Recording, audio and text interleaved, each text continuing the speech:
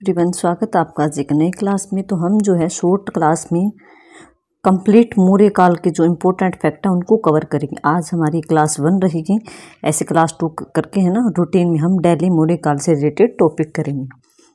तो आज का हमारा टॉपिक है कि अशोक का व्यक्तिगत नाम, जो उसका खुद का नाम जो अशोक था, वो किन किन अभिलेखों में मिलता है।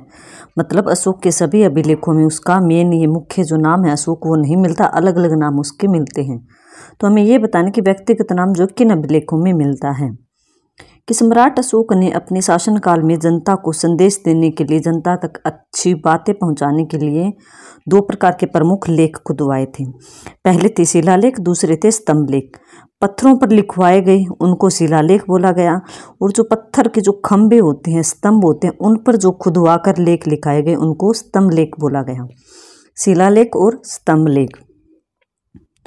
सम्राट अशोक ने अपने अधिकांश लेखों में जो है खुद को क्या नाम लिखवाया है, ज़्यादातर अभिलेखों में देवा नाम प्रियदर्शी, मतलब देवताओं का प्रिय और सुंदर मुख वाला कहकर खुद को संबोधित किया है। कि मोस्टली जो शिलालेख है या अभिलेख है या स्तंभ लेख है उसमें जो है अशोक ने अपना नाम देवा नाम प्रिय या फिर प्रियदर्शी, देवा नाम प्रिय प्रियदर्शी, जिसका अर्थ क्या होता है देवताओं का प्रिय और सुंदर मुख वाला कहकर संबोधित किया है। लेकिन जो मास्की कर्नाटक में है अभिलेख है, मास्की मध्य प्रदेश में गुर्जर है, कर्नाटक में नित्तूर और उदयगोलन ये भी कर्नाटक में, मतलब 3 अभिलेख हैं ये कर्नाटक में है। ठीक है।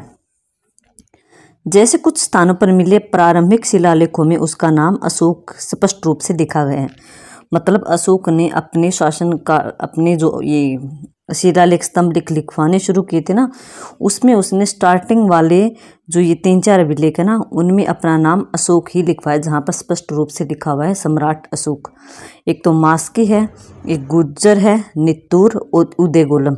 ये आपको हर हाल में याद रखना है। मास्की से M, गुर्जर से MG, नित्तूर से MGN और उदयगोलन MGNU। ठीक है, याद रखिएगा। मास्की, गुर्जर, नित्तूर, उदयगोलन, स्पष्ट रूप से इनमें जो है अशोक का नाम मिलता है।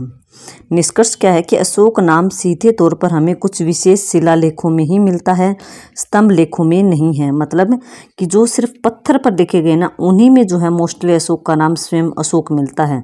जो स्तंभ लेख थे उनमें अशोक का खुद का नाम नहीं है, उसमें ये इन्होंने जो अपनी उपाधि ही ये थी देवानाम प्रिय यही नाम लिखवाया है। शिलालेखों में इनका नाम अशोक मिलता है। ये 4 शिलालेख मैंने आपको बता दी हैं, मास्की, गुर्जरा, नित्तूर, उदयगोलम। ठीक है। मोस्ट इंपोर्टेंट फैक्ट है, याद रखिएगा, बहुत बार एग्जाम में पूछा गया कि अशोक का व्यक्तिगत नाम किन किन